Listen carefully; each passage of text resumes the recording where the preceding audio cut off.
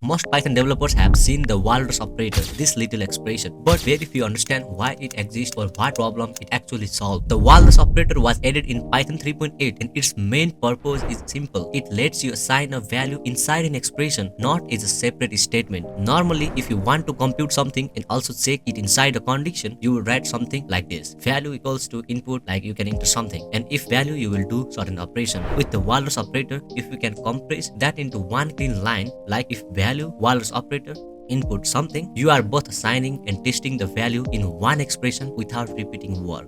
Let's say you want to filter out long words. Without the Walrus operator, you would have to calculate the length twice, one for filtering and another for using it. But with the Walrus operator, you can do, let's say words equals to a list of some words, and result we have length for word in words, and if there is a condition length and Walrus operator length of words is greater than 5. Here length is assigned only once and is immediately available for the list comprehension output or any further logic. It's clean, efficient, and avoids recomputing the values. You can also use the Walrus operator in situations like file operations, loops, parsing, or repeated evaluation. The important thing is this: the Walrus operator is not about writing short code, it's about writing smart code by eliminating redundant computations and making sorting patterns much cleaner. But remember, don't overuse it. If Walrus operator makes your code harder to read, stick to a normal assignment. Python still prioritizes clarity over cleverness. This is why the Walrus operator is considered one of Python's hidden features. Most developers skip it, but once you understand properly, it makes your code tighter and